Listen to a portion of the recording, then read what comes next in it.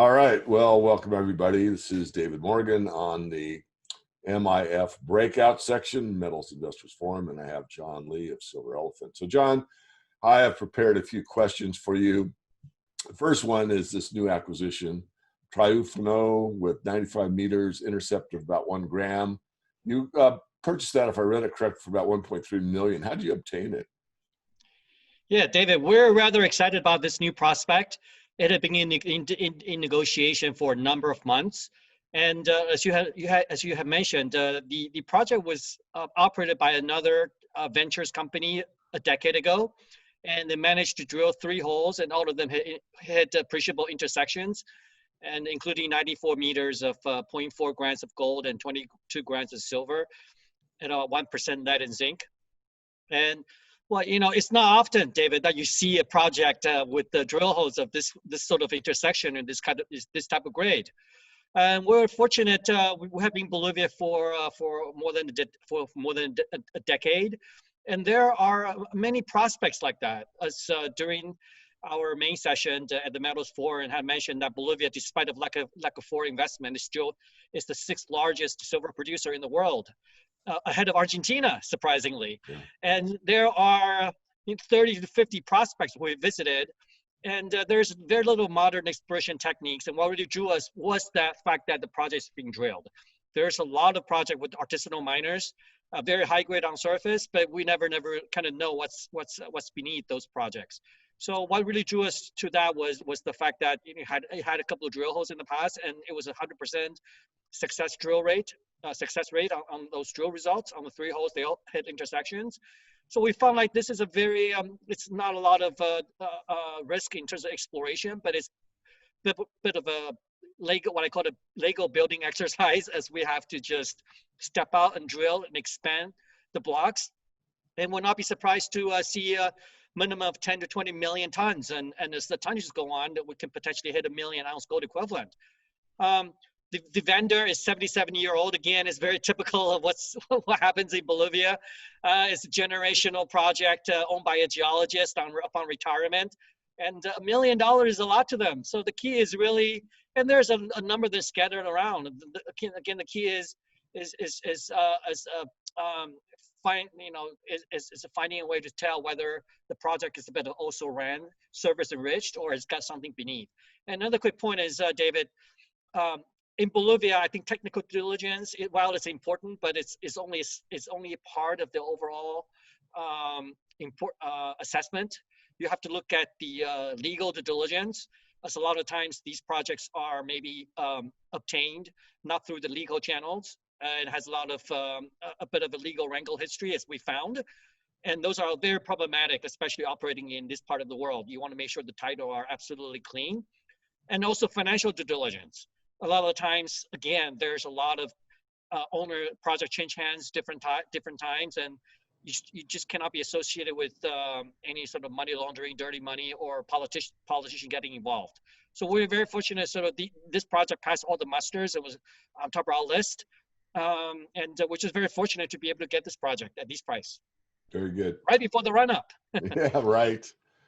So let's move on to Pulacayo, and that project is, a known old mine, and it's not really done a lot with it in the last decade or so. But I have to digress a bit with many of the analyst tours I've done with Dr. Barry, and he said, the way you find a new mine is you go to an old mine. He used to say that all the time. So it's an old mine. You haven't done much in 10 years. So what do you see as the potential there? Yes, well, David. Pulacayo is really, I mean, David Smith, your analyst, has been on site, and I'm also of mining investors and visited probably 10 to 30 different projects and have some significant stake in the company. This project, David, is really a different gravy. It was the 2nd largest silver mine based on historical production, and it's the vein is massive. It's 3 kilometers wide and down to kilometers deep, and It is the largest underground silver mine in the world, again, based on historical production. The problem was, as you have rightly pointed out, commodity cycles goes up and down. The previous operator, which is another TSS listed company, spent $30 million and managed to prove up close to 100 million ounces of resource. But unfortunately, as they were trying to project finance the mine to production, silver price went from $50 down to $13 in the last decade. So it's not that the project is lack of merit, but when you recycle the project once or twice, the investor loses interest. The approach we're taking, David, is a little different. There's always an inherent risk to try to prove additional resources within the old workings, even though we have a very comprehensive records of them. And so I think our approach is twofold. First of all, there's never been any modern exploration techniques applied to the whole silver district. As you said, right, that when there's smoke, there's fire. And when you have a project as big as Pulacayo and a satellite deposit 7 kilometers away, that there's a number of anomalies that's never being drilled within this 30 square kilometer area. And we're very fortunate to bring on the guy, Joaquin Marino, who was responsible for drilling that 100,000 meters 10 years ago. So he came out and said, John, you know, there's a lot of low-hanging fruits you got to really look at.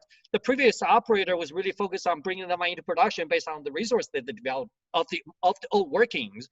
And we thought, you know what, I think that is the correct approach. So it's applying a different sort of look to this project and looking at potentially open pitted. There's a lot of resources above, you know, on surface. Granted, it's not 500 grams, but it's 100 grams or more.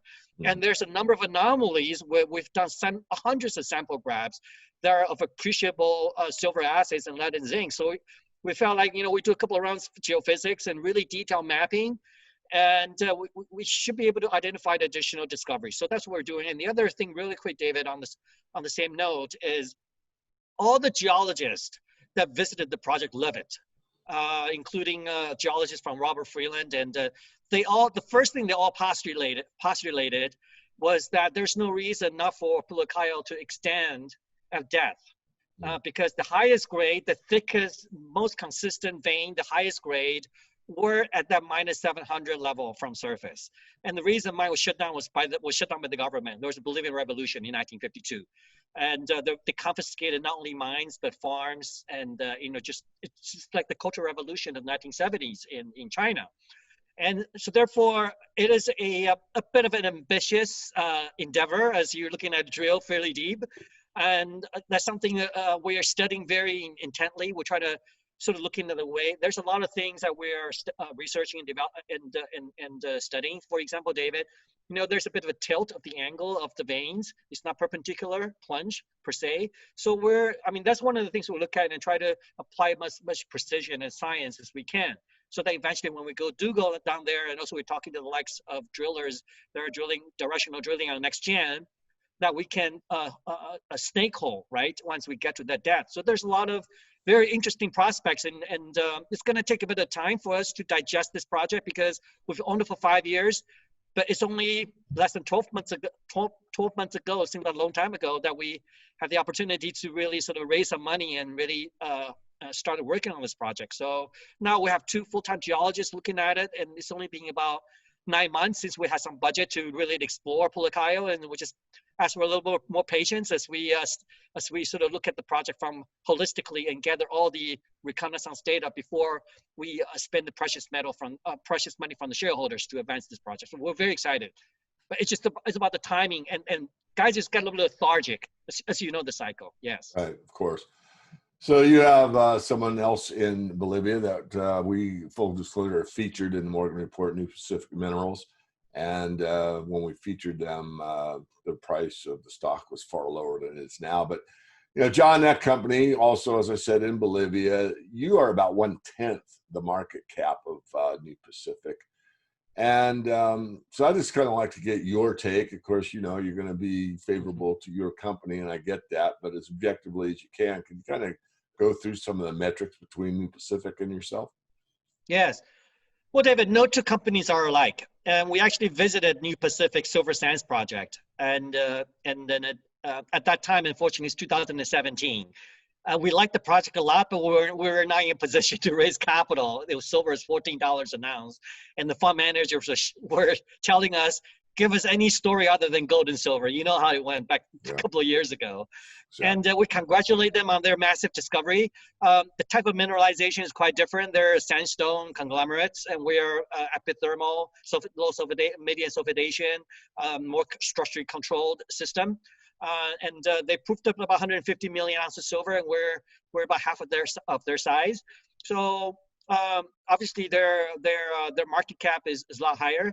And I think, David, when you value a silver company, a junior company, as you mentioned in the talk we had yesterday, it's a better art than science. And you got to have the right management, you got to have the right project, and you got to have the right share structure. And I think at the time, I mean, we still had a bit of previous iterations of, and then as I said, the Pulacayo really had a shelf life of less than 12 months since we redirect our focus into this project. And the previous shareholders of this company, and we really renamed our company to be silver focused 4 months ago. So I think in terms of just the investor awareness, we're about a couple of years behind New Pacific, and plus that in terms of their share structure and the shareholders, they have marquee shareholders like Pan American Silver and Silver Corp, and those two of their backbones control 70% of the shares. So I think share structure plays a critical part. However, we are reconstituting our shareholder base with the likes of Sprott and the 9 Point Fund, and now our company is 35% owned by institutions. And interestingly, David, we're trading more volume, dollar trading volume as a 1/10 of a company versus New Pacific. We're trading $1 million to $2 million a day of a $70 million company. So I think clearly there's accumulation going on. And our project is a bit behind because they had spent about $20 million, and we only spent less than $2 million on the project, right? So again, I think we're a bit of in terms of the curve, they're a bit ahead of us. However, so it's not really proper to compare Pulacayo to their Silver Sands project. However, I don't want to know, David, we're very excited in the prospects of Triunfo, right? And we also saw the sort of typical signatures Triunfo that we saw at the Silver Sands project. Namely, there's artisanal miners, they're mining high grade areas on surface, and then New Pacific's project had a couple of drill holes on it before they took the project on. Very similar to Triunfo. So we not only have one shot, but two shots at not so much competing, but to elevate our valuation to be somewhat closer to proximity. But I do think that there's a valuation gap in alpha that could be realized in terms of hedging. And both of us are very bullish of Bolivia, and Mark and I are in good terms. I just had a conversation with him a couple of weeks ago and try to sort of join promote in Bolivia as a good place to be. And we're looking forward to maybe potentially other synergies going forward. Great. Well, that sort of leads into my next question, and that's Bolivia as a whole, with Morales gone. And as you said, David Smith has been on the project. And of course, sometimes when you're on a mining project, you don't really get a good feel for, the townspeople and everything else. In some cases you do. But, I asked David, that was one of my first questions to him. And like when I went to Colombia, I mean, it was totally overblown as far as what the mainstream press tells you about the country versus the reality. But, again, you're biased. You've been there 2 years. But again, as objectively as you can be, John, tell us the truth about what's going on politically in Bolivia and why there's really not much to worry about. Yeah. Well, David, there's always an element of risk. Like you said, we also spend a lot of time in Colombia as I transit to North America through Bolivia. From Bolivia through to Colombia. I would say this: you and I know each other for 15 years, and we are a sort of a maverick and looking at different projects all over the world. It's asset that attracts us, and then we look at other valuation metrics. The time that I spent in Bolivia, which is first time in 2005. And then a lot more extensive since we acquired the project in 2015. I spent physically over 3 years of time, literally physically in Bolivia. I've never felt once threatened living in the country. It is a population, it's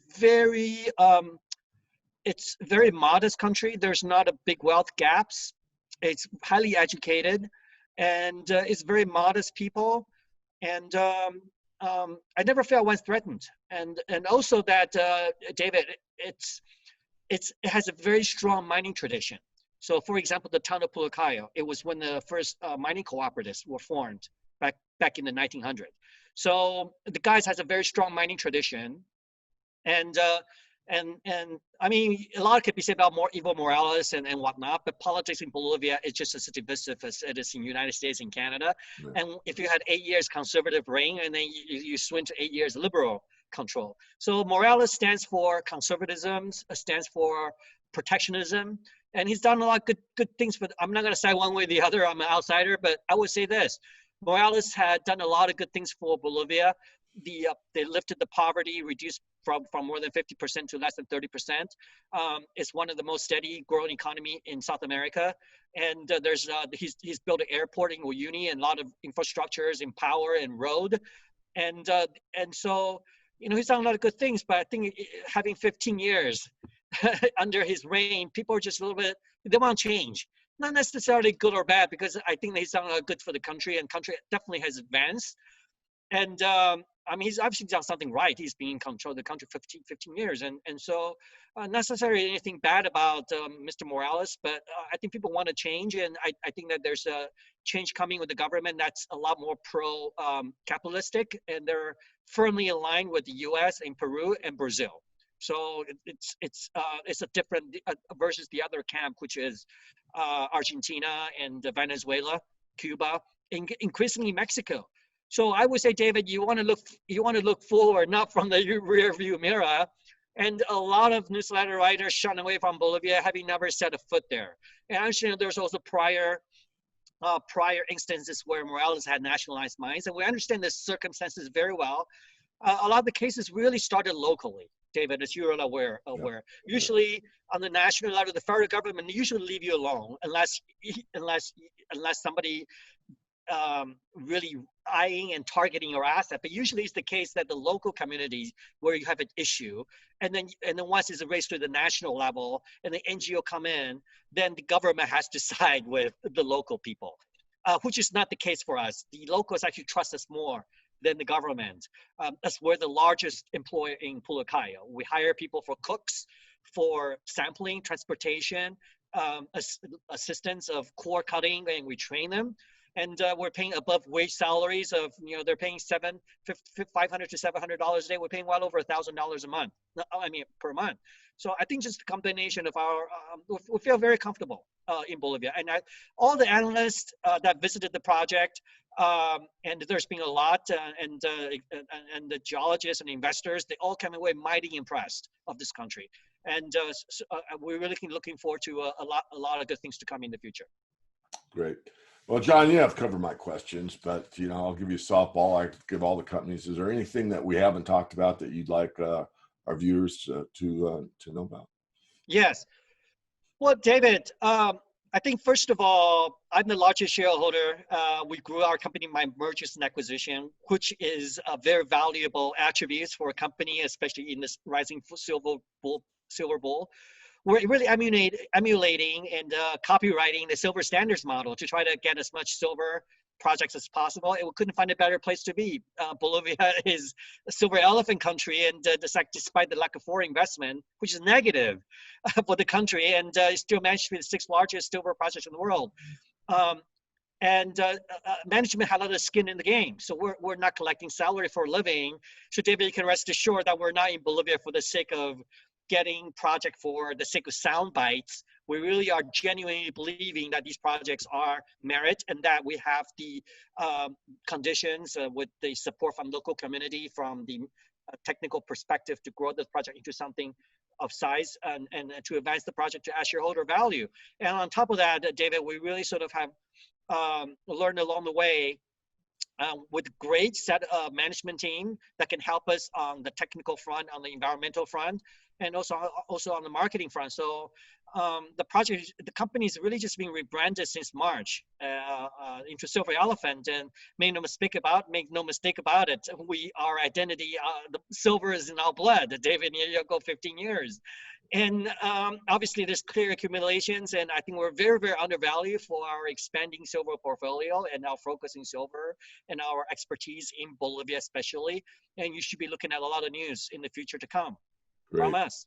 Well, John, it's been a pleasure to know you on both a personal and a professional level. I wish you every success, and hi ho silver away.